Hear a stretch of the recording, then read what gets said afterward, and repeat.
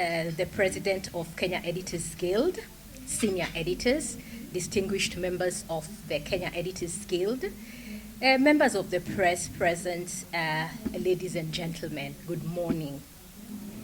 It is our pleasure to welcome you to this edition of the Credible Voices series, or the Thought Leadership series.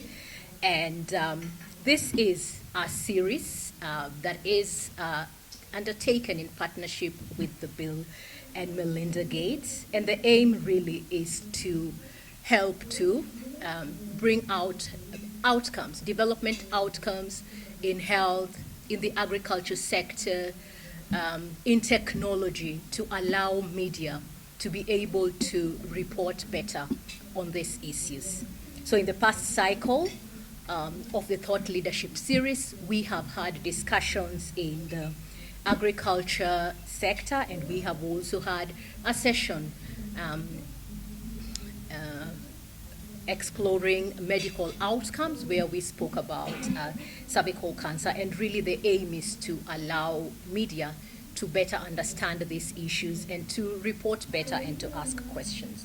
So in this second cycle, the Guild aims at advancing public understanding of agriculture, climate change, science, and technology issues. And that is why we came up with this segment. That is why we invited the thought leaders in the area of climate change, climate finance, to help us to bridge the gap, to help us to understand issues in the development finance for equitable progress. And that's why we are gathered here today. And we are glad that we have experts in the room who will help us to, who will shed light to the issues surrounding development finance, as has been laid, as the scene has already been set by Winzi. So the key questions we would be asking include what needs to be done. First of all, what are the issues on the table? We have the expert from the National Treasury, where the FLOCA is domiciled. We would like to understand issues concerning how the money is dispersed, because I had a journalist tell him that when we see you, we see money, right? But we need to be able to understand how that money, where that money is, first of all, how it is brought on board. Are we doing enough to let communities know that there is a pot available specifically for them? Because, and Dr. Opengo will tell us more about what he does, because he said his work is to mobilize those resources. Are we reporting enough about those resources when they are already mobilized? So that is the topic that we have on board today.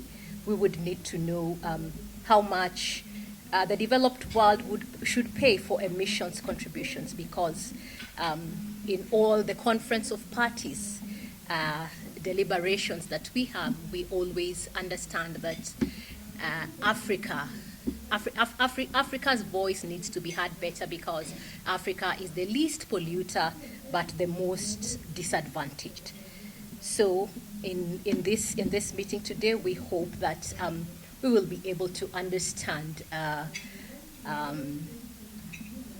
how the climate change finance relates to the low and middle income countries, where Kenya and most of the sub-Saharan African countries belong, and the issues at policy level relating to climate finance, and how best we can tap in as editors and as reporters into this discourse. Kenya Editors Guild holds or drives change through various ways, and this is one of those ways, through bringing on board key policy makers to discuss key policy decisions, issues happening at the ground which we may not be aware of. So we are glad that our guests, that our experts, and that you also responded to the invite, so that we come and understand, so that we are able then to report better. We also hope that from this discourse today, once we are grounded and have learned quite a bit about climate finance, then we will be able then to partner with institutions such as PACJA, institutions such as the National Treasury, to be able to carry out sensitization meetings in the counties in the name of town hall meetings or community village halls, where we can organize sessions with community people to be able to allow them to understand that there is money domiciled in the communities for them, and then how they would be able to make use of that money.